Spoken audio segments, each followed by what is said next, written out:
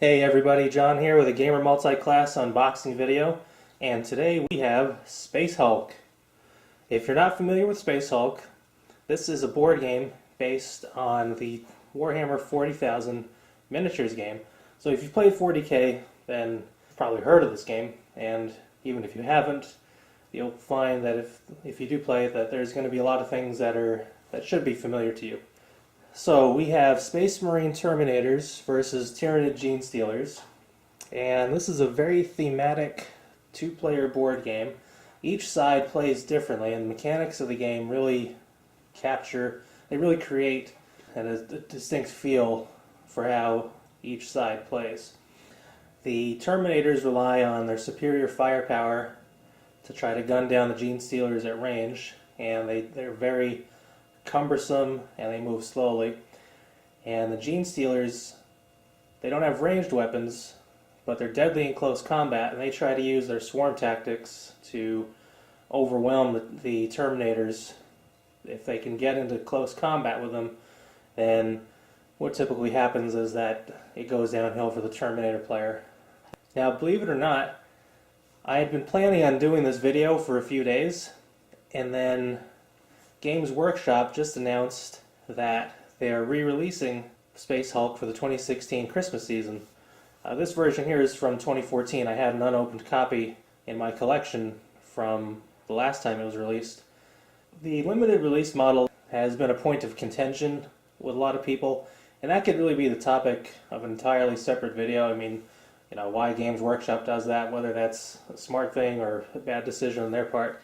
But anyway, the point here is that the game's coming out again, and I don't know if it's going to be limited release this time or not, but either way, if you're new to 40K, or if you've been around for a while but you haven't picked up a copy till now, it's coming out, and now's your chance to get one.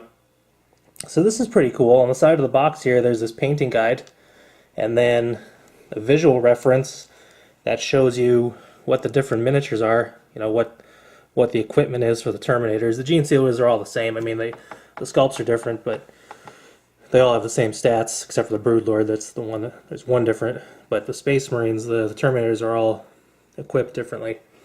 So it tells you what's what. And there we go. This box is jam-packed. I don't think they could have fit a single other component in here. Okay, got our sprues. Blue for Gene Stealers. Red for Space Marine Terminators. Captain gets his own separate sprue. And what else do we have? Dice. Baggies to help organize.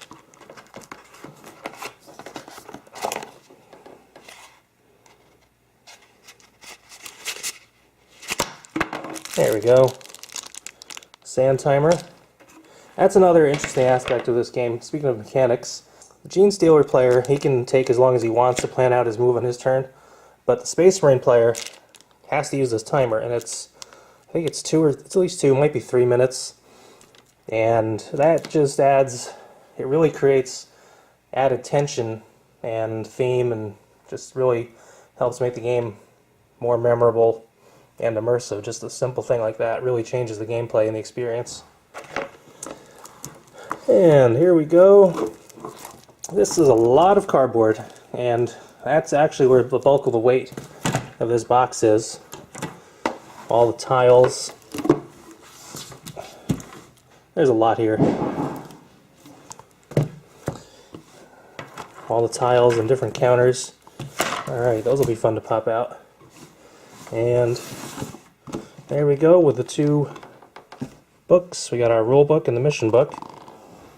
And we'll take a look at the components in more detail in a minute. Okay, here's another view of the components now that I've opened up everything and laid them out. There really is a ton of stuff in that box. And as you can see, it doesn't even all fit on my game table. I had to break out the little side table there just to make extra room. Now, one thing that can't be stressed enough is just how high the component quality is in this game. For example, this cardboard, that's 3 or 4 millimeters thick. I mean, that's super thick. You don't find that in your standard board game. And then taking a look at these sculpts, I made a mistake earlier. It's I said that it was the Terminator captain who gets who's on his own sprue, but it's actually the librarian.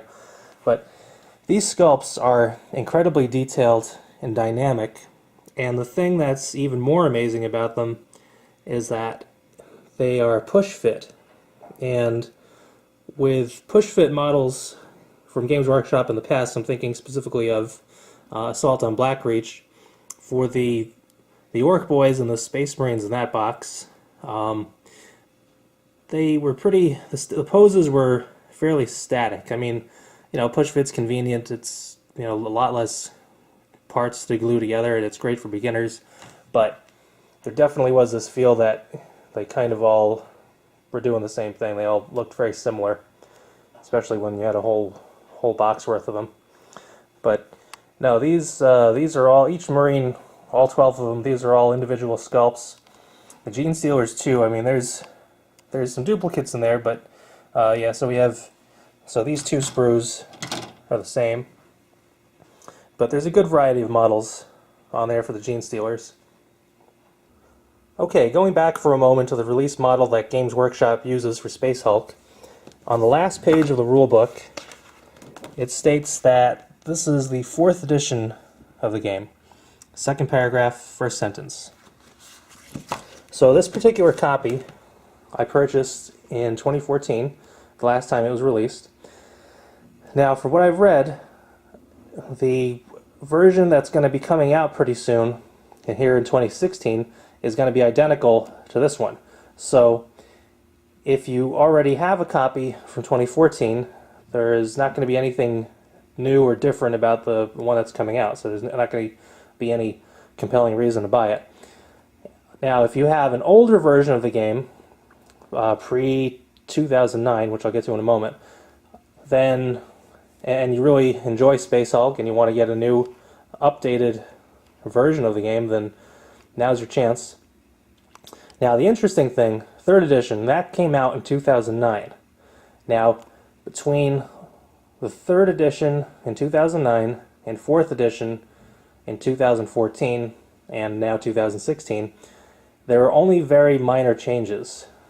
For one thing, the logo on the box, the Space Hulk logo, was a little bit different. I don't remember what the other one looks like. I mean, you can do a Google search, find the images very easily, I'm sure. But as far as content goes, they added 4 new missions in 4th edition, and they utilize this piece of cardboard here with these new tiles on it. So the 3rd and 4th editions are essentially the same, but there is a bit of new content. So if you're a completionist, well, that might be a compelling reason for you to pick up the updated version. But if you already have the 2009 3rd edition, then it'll have to be a judgment call on your part whether or not it's worth getting the 4th edition one. Alright, well, thanks for watching. I hope you enjoyed this video. If you did, be sure to like and comment. Feel free to ask any questions below. Check out our other videos, and also check out the Gamer Multiclass blog. Till next time, thanks for watching. Peace out. Happy gaming.